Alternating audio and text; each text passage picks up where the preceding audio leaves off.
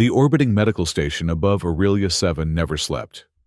Its gleaming corridors, bathed in perpetual light, designed to accommodate the circadian rhythms of 17 different species, hummed with the steady pulse of advanced medical technology.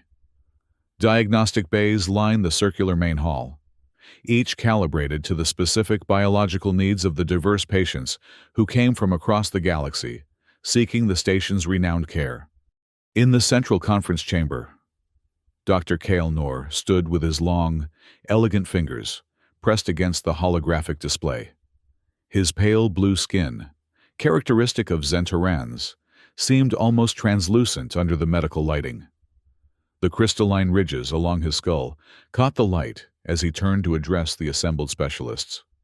"We have exhausted all conventional treatments," he said, his voice melodic, yet tinged with the professional detachment cultivated over 3 centuries of medical practice.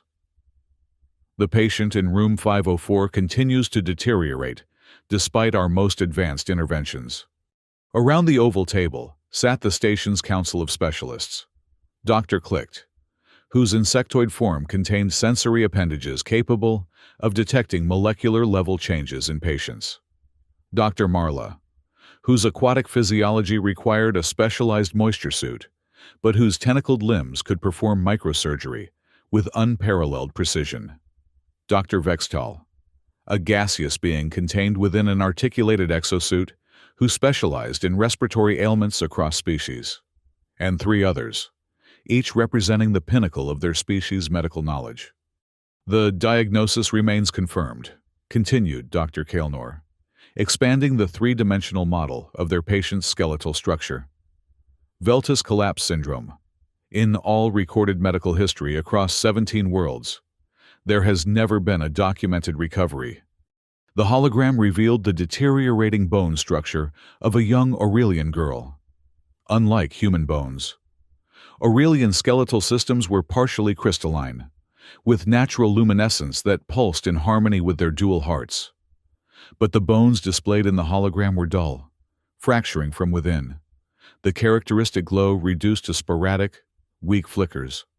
"Zara is only 7 standard years," Dr. Marla noted, her voice bubbling through her translator. "Perhaps we could attempt the experimental mineral infusion therapy?" Dr. Clicked's mandibles clicked rapidly, a sign of disagreement. "We attempted that yesterday. Her system rejected it completely. My sensors detected increased degradation afterward." The door to the conference room slid open, and every alien head turned toward the unscheduled interruption. Lisa Carter stood in the doorway, her standard-issue human foster care worker uniform a stark contrast to the specialized medical attire of the alien doctors. Her brown hair was pulled back in a simple ponytail, and though she lacked the imposing physical characteristics of the alien specialists, something in her stance commanded attention. "I apologize for the interruption," she said, her voice quiet but steady. "I've just come from Zara's room." Dr. Kale Noor's inner eyelids flickered, a sign of mild irritation. "Foster Carter, we are in the middle of a critical case review. The medical protocols for Veltus collapse syndrome are being followed with precision." Lisa stepped fully into the room, the door sliding shut behind her. For 15 years on Earth, she had worked with children deemed hopeless cases by the system. Children with severe trauma, behavioral issues, or medical conditions that made placement nearly impossible.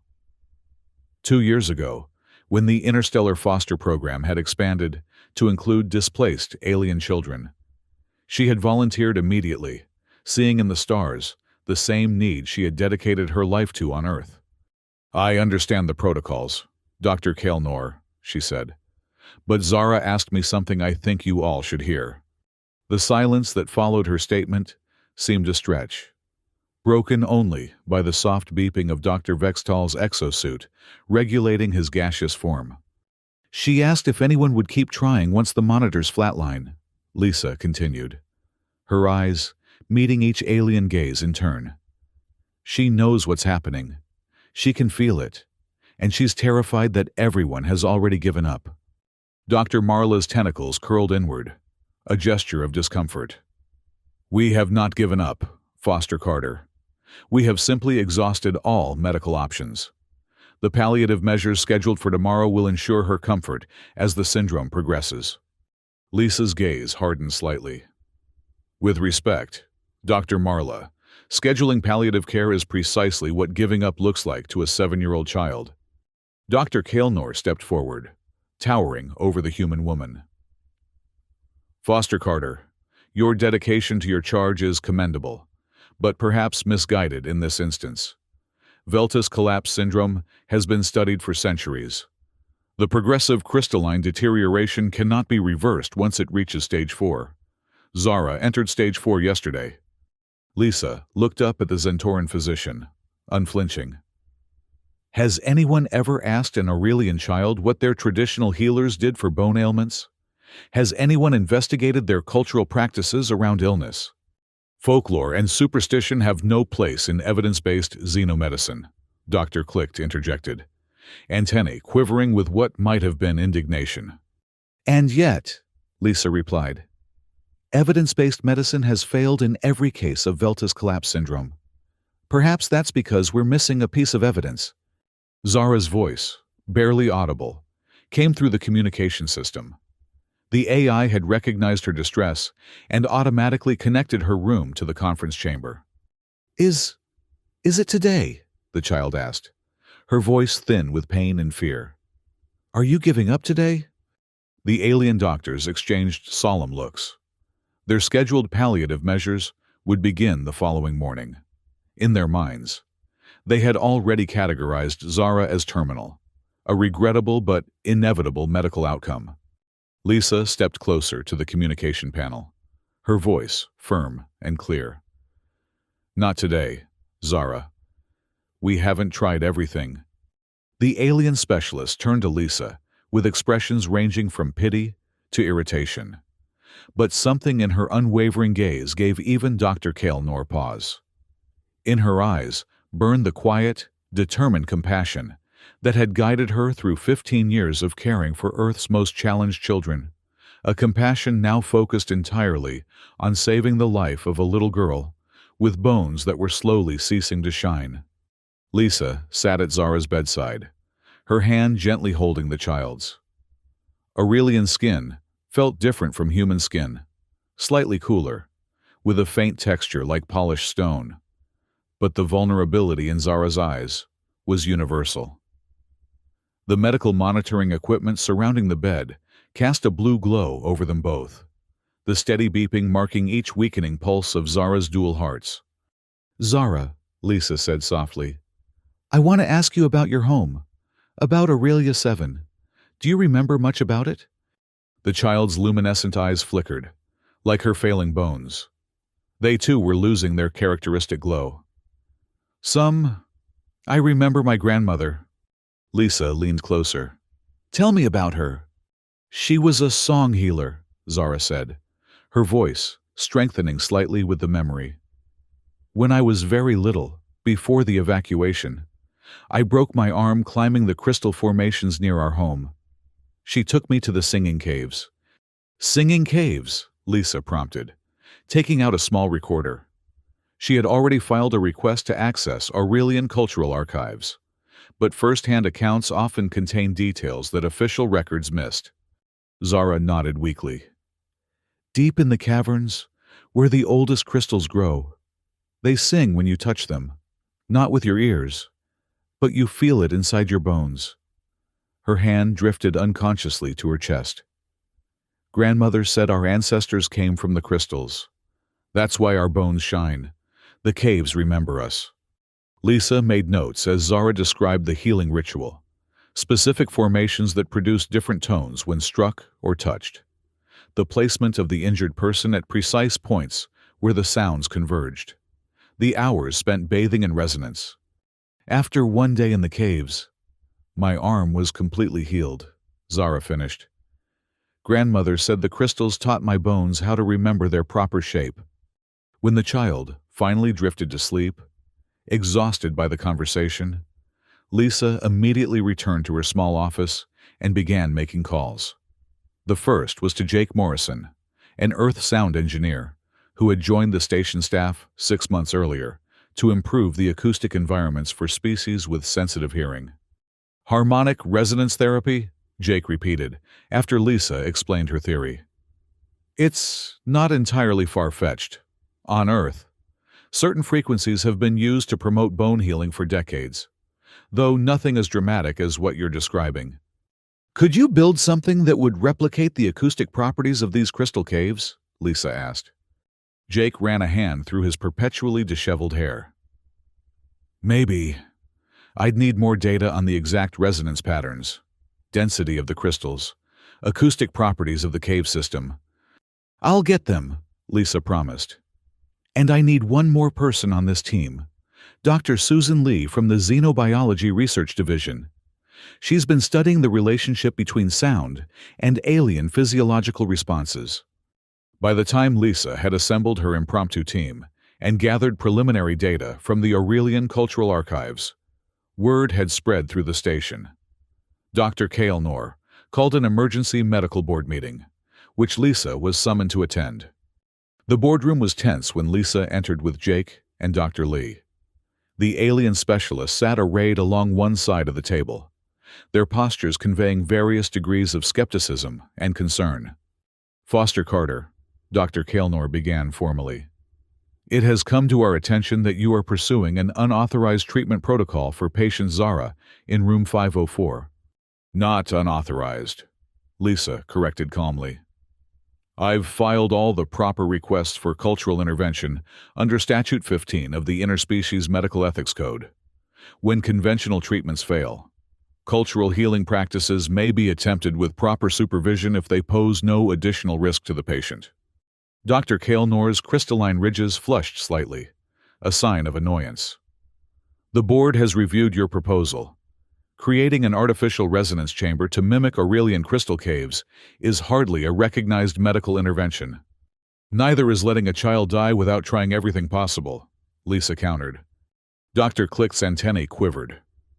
The data you've gathered is primarily anecdotal, stories passed down through generations. This is not empirical evidence. Dr. Lee stepped forward. With respect, Dr. Clicked. There is substantial empirical evidence regarding the effects of specific frequencies on crystalline structures. The Aurelian skeletal system's unique properties make resonance therapy a scientifically plausible approach. Jake added, We've analyzed samples of Aurelian cave crystals from the Xenobiology repository. They exhibit unusual harmonic properties that correlate with the frequencies described in their healing traditions. Dr. Marla's tentacles rippled with uncertainty. Even if there is a scientific basis, constructing an effective treatment would require resources. Time. Time that Zara doesn't have, Lisa interrupted. Yes, I'm aware. That's why we've already designed a prototype resonance chamber that can be installed in her room. Dr. Vextal's exosuit emitted a series of clicks as he processed this information. You have exceeded your authority, Foster Carter. I have advocated for my patient, Lisa corrected.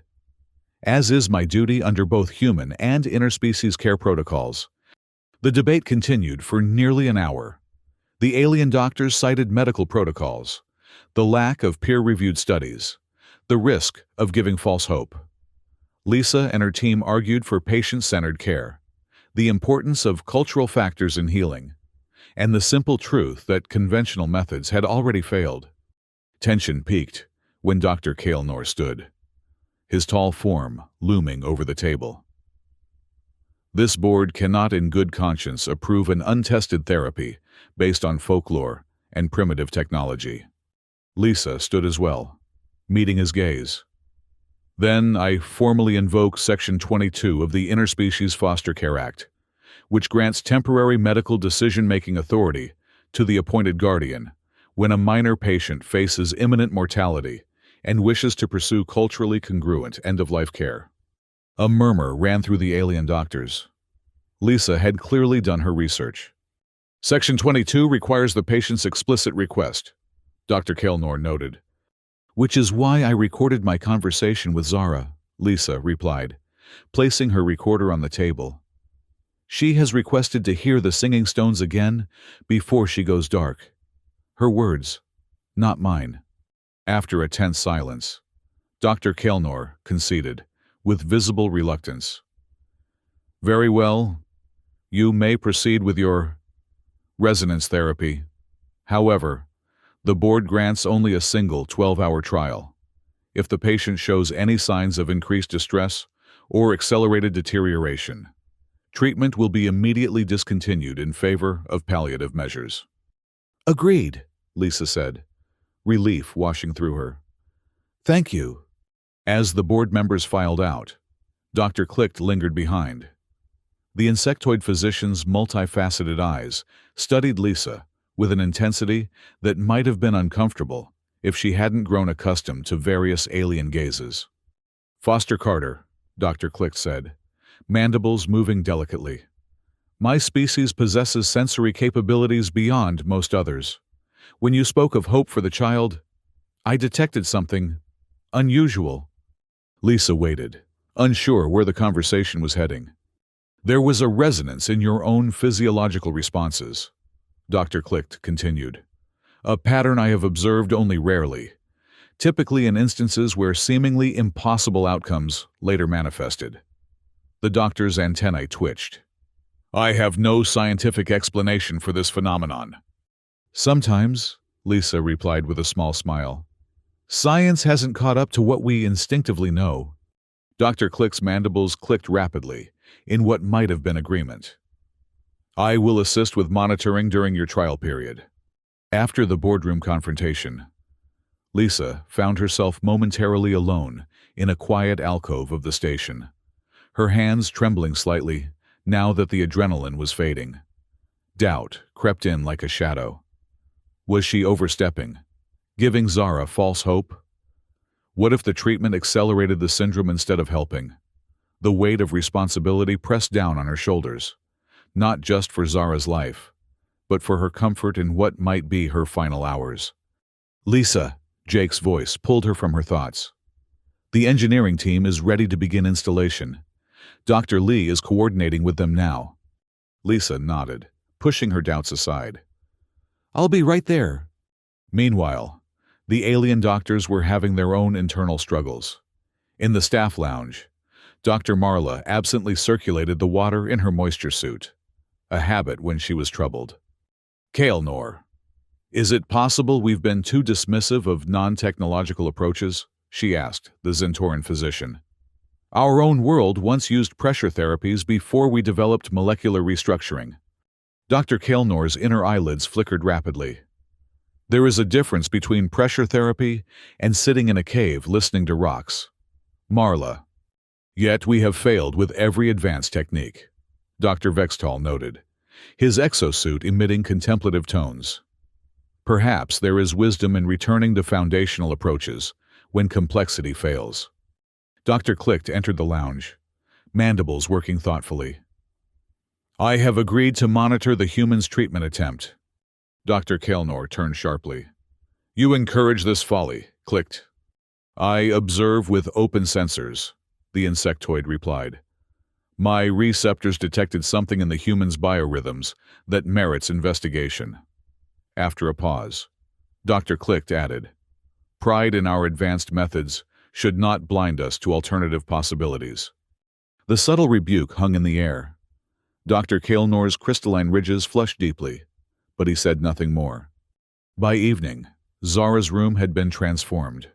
Jake Morrison and a team of engineers had installed a circular array of specialized speakers designed to project precise frequencies that matched those recorded in the Aurelian crystal caves. The walls were lined with acoustic panels that would reflect and amplify the sounds and patterns that mimicked the natural cavern formations. Dr. Lee had calibrated monitoring equipment to track the most minute changes in Zara's crystalline bone structure. We'll be able to detect any response at the molecular level, she explained to Lisa. Even the slightest improvement will register. Lisa sat beside Zara, who was now awake and watching the preparations with a mixture of curiosity and trepidation. Will it hurt? The child asked. No, Lisa assured her, though in truth, she couldn't be certain. It should feel warm, maybe a little tingly, like when you were in the caves with your grandmother. Zara's luminescent eyes searched Lisa's face. What if it doesn't work? Lisa took the child's hand gently. Then we'll have tried something no one else thought to try. There's honor in that, she paused, then added softly. But I believe it will help. Sometimes the oldest ways remember what the newest ways have forgotten. Dr. Clicht arrived, followed by Dr. Kaelnor and several other specialists who had decided to observe the unprecedented treatment. The room felt crowded now, filled with the quiet tension of scientific skepticism facing off against desperate hope. We're ready to begin, Jake announced, his hands poised over the control panel. The first sequence mimics the deep resonance of the larger crystal formations. Dr. Lee nodded. All monitoring systems are active and recording. Lisa looked to Dr. Kaelnor, who gave a curt nod. You may proceed with your 12-hour trial. Foster Carter, the time is now logged. Lisa squeezed Zara's hand once more, then stepped back to allow the sound technicians full access to their equipment. Begin, she said. Jake activated the system, and immediately the room filled with a sound, unlike anything most of them had ever experienced. It wasn't just audible. It was physical, a deep vibration that seemed to permeate the very molecules of the air. The tone was so low, it was almost below hearing, felt more than heard, like the rumble of a planetary core. Zara's eyes widened slightly, her gaze distant, as if listening to something beyond the room. It's lower than I remember, she whispered. Jake adjusted the frequency slightly. Better? Zara nodded. More like home. For the first 3 hours, nothing measurable changed. The alien doctors exchanged glances as the monitoring equipment showed no improvement in Zara's condition. If anything, some readings suggested her vital signs were weakening further. Dr. Kaelnor made notes on his datapad, his expression carefully neutral. Lisa tried to maintain her composure, but anxiety gnawed at her. What if she was wrong? What if this was simply prolonging Zara's suffering?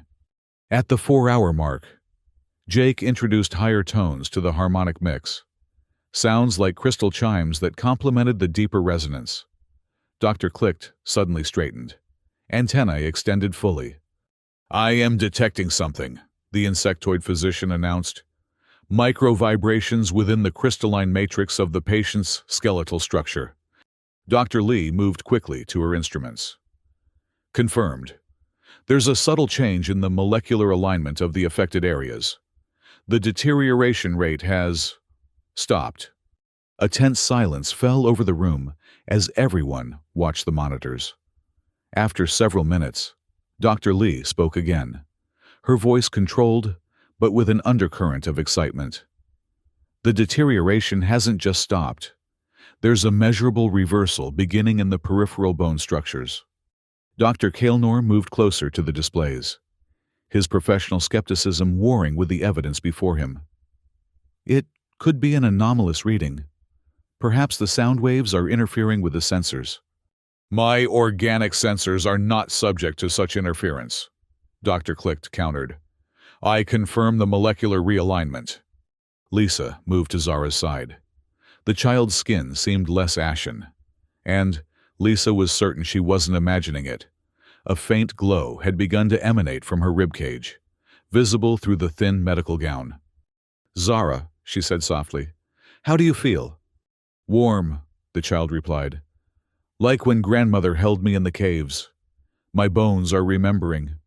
By the 6th hour, the improvement was undeniable. The monitors showed a 15% reduction in fracture patterns, and the luminescence characteristic of healthy Aurelian bones had strengthened visibly. The alien doctors gathered around the displays, their initial skepticism giving way to professional curiosity. Increase amplitude by 10%, Dr. Lee suggested. The regeneration rate correlates directly with resonance intensity. Jake made the adjustment, and the harmonic field in the room intensified. The air itself seemed to shimmer with the convergence of sound waves. Zara gasped slightly, her back arching. "Is she in pain?" Lisa asked, alarmed. Dr. Clicht moved closer to the bed, antennae extended fully over Zara's body. "Not pain. The vibrations are penetrating deeper into the core skeletal structures. It is intense, but not harmful." Between the 7th and 9th hours, the transformation accelerated dramatically. The fractures in Zara's bones visibly sealed on the monitoring displays, the luminescence growing stronger with each passing minute. Dr. Kaelnor and the other alien specialists exchanged astonished glances as years of medical certainty were upended before their eyes. "This defies all established xenomedical literature," Dr. Marla said, her tentacles moving in patterns of scientific excitement. "The crystalline regrowth pattern suggests the resonance is somehow triggering a template memory within the molecular structure itself. Like the bones are being reminded of their proper form," Lisa suggested, echoing Zara's grandmother's words. Dr. Vextel's exosuit hummed with increased activity. "A fascinating hypothesis. The crystals may indeed retain a form of molecular memory that conventional treatments cannot access." As they entered the final hours of the trial, the room had become crowded with additional medical staff who had heard about the unprecedented recovery. Jake continued to fine-tune the harmonic sequences, guided by Zara's responses and the monitoring data. In the 11th hour, Zara sat up unaided for the first time in weeks. Her skin had regained its healthy luster, and the glow from her bones was clearly visible through her skin, pulsing now in perfect rhythm with the harmonic field surrounding her. "I can feel them singing," she said, wonder in her voice. "All of them, all at once." By the end of the 12th hour, the monitors confirmed what everyone could now see. Veltus collapse syndrome, the incurable terminal condition that had baffled xenomedicine for centuries, had been completely reversed. Zara's skeletal structure showed no signs of deterioration, and her vital signs had stabilized at normal levels for an Aurelian child of her age. Dr. Kaelnor stood silent as the final readings were confirmed. His inner eyelids blinked rapidly, a Zenteran sign of processing profound new information. Finally, he approached Lisa, his tall form bending slightly in what his species would recognize as a gesture of respect. "It appears," he said carefully, "that we have much to learn about the integration of cultural healing practices with modern xenomedicine." Zara looked up at the assembled medical professionals, and then at Lisa. The child's luminescent eyes were bright now, glowing with health and something more, the vindication of her people's ancient wisdom. She reached for Lisa's hand and squeezed it gently. "My bones are singing again," she whispered. The simple statement broke something open in the room. Dr. Marla's moisture suit rippled as the aquatic physician experienced her species' version of emotional release. Dr. Clicht's exoskeleton softened visibly, a rare display of vulnerability for the insectoid. Even Dr. Kaelnor's crystalline ridges glowed with a warmth that had nothing to do with annoyance. In that moment, the artificial divide between advanced science and ancient wisdom, between technological progress and cultural memory, dissolved. What remained was simply healing, and the stubborn hope that had made it possible. The days following Zara's miraculous recovery were a whirlwind of activity on the medical station. Dr. Kaelnor convened a special council to document the treatment in detail and begin rewriting treatment protocols for Veltus collapse syndrome and potentially other conditions with similar crystalline pathologies. Lisa found herself constantly in demand, invited to address various departments and teams throughout the station, standing before a crowded auditorium of medical professionals from dozens of species. She spoke not as an outsider, but as a valued colleague. "What we witnessed with Zara isn't just a single cure for a single condition," she explained. "It's a reminder that healing is more than molecules and technology. its context, environment, cultural memory, all the elements that make a being whole. She gestured to the holographic display behind her, which showed the before and after scans of Zara's skeletal structure. We've been trained to see illness as an isolated phenomenon, a breakdown in biology that can be addressed with the right chemical or procedure. But what if some illnesses are also a disconnection from the environments and rhythms that shaped our various species? What if healing sometimes requires reconnection rather than intervention? The questions sparked intense discussion throughout the station. Research teams formed to explore resonance therapies for other conditions. Cultural archives were mined for traditional healing practices.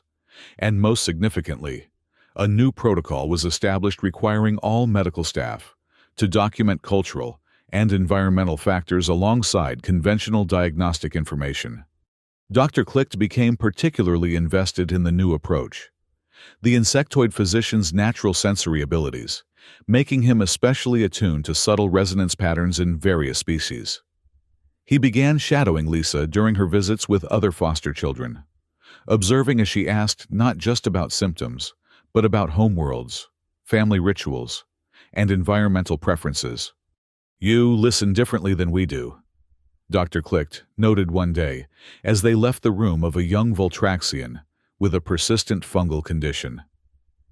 "When a patient speaks of home, you hear not nostalgia, but diagnostic information." Lisa smiled. "Every species evolved in specific conditions. It makes sense that those conditions might be part of what keeps them healthy, or helps them heal." Even Dr. Kaelnor, initially the most skeptical, found himself re-evaluating long-held assumptions. The Zentoran physician joined Lisa for rounds several times, watching as she spoke with children about their cultural traditions around illness and recovery. "On my world," he admitted one evening as they reviewed cases together, "we once used crystalline chambers that amplified certain wavelengths of light to treat neural conditions. The practice was abandoned when pharmaceutical approaches proved more convenient, though not necessarily more effective." He paused, inner eyelids blinking thoughtfully. "Perhaps convenience should not be our primary metric for medical advancement." A human-alien research team formed under Dr. Lee's guidance to refine and expand the harmonic resonance therapy that had saved Zara. They began developing customized treatment protocols for different species, exploring how various forms of resonance, sound, light, pressure, electromagnetic, might access healing mechanisms untapped by conventional approaches. 3 weeks after her treatment, Zara was officially discharged from medical care. The day before her release, news arrived that distant relatives had been located on one of Aurelia 7's colony worlds. They had agreed to adopt Zara, to bring her back to a community that shared her crystalline heritage. On her last day on the station, Zara asked to visit the crystal repository in the xenobiology lab, the closest thing to the singing caves of her home world. Lisa accompanied her, along with Dr. Klicht and Dr. Lee, who had both become special friends to the young Aurelian. In the dimly lit repository, surrounded by crystal specimens from across the galaxy, Zara placed her small hand on a formation from Aurelia 7. The crystal began to glow in response to her touch, the luminescence of her bones harmonizing with its ancient structure. "Grandmother said that everything remembers," Zara said softly. "The crystals remember how to sing. Our bones remember how to glow. People remember how to care." She looked up at Lisa. "I'll remember you." Lisa knelt to eye level with the child she had refused to give up on. "And I'll remember you, Zara. Not just what happened, but what you taught us." "What did I teach?" Zara asked, genuinely curious. Lisa smiled. "That, not today, can be the beginning of something new, not just the postponement of something inevitable." When the time came for Zara to board the transport that would take her to her new family, Lisa stood with the medical team that had witnessed the impossible: Dr. Kaelnor, Dr. Klicht, Dr. Marla, Dr. Vextal, Dr. Lee, and Jake. All watched as the child, whose bones now glowed with perfect health, walked confidently toward her future. Zara turned at the airlock entrance, her luminescent eyes finding Lisa. No words were needed in that moment, just the shared understanding between them. Not today, always. 2 years passed, and the orbiting medical station transformed in ways no one could have predicted. Now officially renamed the Carter Interspecies Clinic, it had become known throughout the galaxy, not just for its advanced technology, but for its revolutionary approach to integrating cultural wisdom with modern medicine. Lisa Carter, once viewed with skepticism by the alien medical establishment, now served as the Director of Cultural Medicine, a position created specifically to honor her contribution and to ensure that the lessons of Zara's case continued to shape medical practice. In the main atrium, a memorial wall displayed images and stories of patients whose conditions had once been deemed impossible, but who had recovered through the clinic's integrated approach. Zara's portrait held the central position, her luminescent bones visible through her translucent Aurelian skin, her smile a reminder of what stubborn hope could accomplish. Lisa stood before the wall one morning, reviewing the newest additions. An aquatic child from the methane seas of Vorax Prime, healed by a combination of specialized water pressure therapy and the ritual chants of her deep-dwelling ancestors. A stone-born infant from Telluria, whose silicon-based biology had been rejuvenated through mineral tone therapies developed by studying Tellurian mountain rituals. "Admiring your successes," Dr. Kaelnor asked, approaching with the fluid grace characteristic of Xenorans. The chief physician had undergone his own transformation over the past 2 years. The crystalline ridges along his skull now often glowed with a warmth that had once been rare. "Admiring what happens when we listen better," Lisa corrected with a smile. "The xenomedicine community remains divided on our methods," Dr. Kaelnor noted. "Some still consider our cultural integration approach to be scientifically suspect." "And yet our recovery rates speak for themselves," Lisa replied, "especially for conditions that were once considered untreatable." Dr. Kaelnor's inner eyelids blinked in acknowledgement. "The exchange programs have been particularly successful. Having human students study xenomedicine alongside our alien interns, learning social contextual care, has created a new generation of healers who don't recognize the artificial boundaries we once maintained." Lisa nodded, watching as a group of such students passed through the atrium. Humans, Xentorans, insectoids, aquatics, and a dozen other species, all engaged in animated discussion about a case they had observed. "Have you heard from Zara?" Dr. Kaelnor asked. "Yes, she sends messages regularly. She's thriving with her adoptive family," Lisa said. "And she's begun training as a song healer, like her grandmother. She wants to work here someday." "We would be fortunate to have her," Dr. Kaelnor said, with genuine warmth.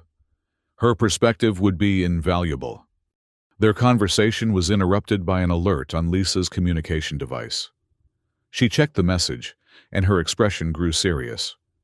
"A new admission," she explained to Dr. Kaelnor. "A Crystallis child with advanced neural degradation.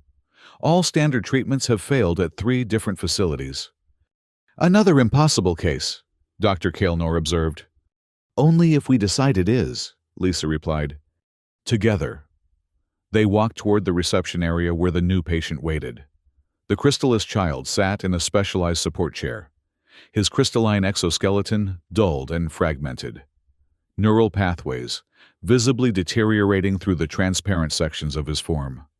Beside him stood anxious guardians, their own crystal structures dimmed with worry.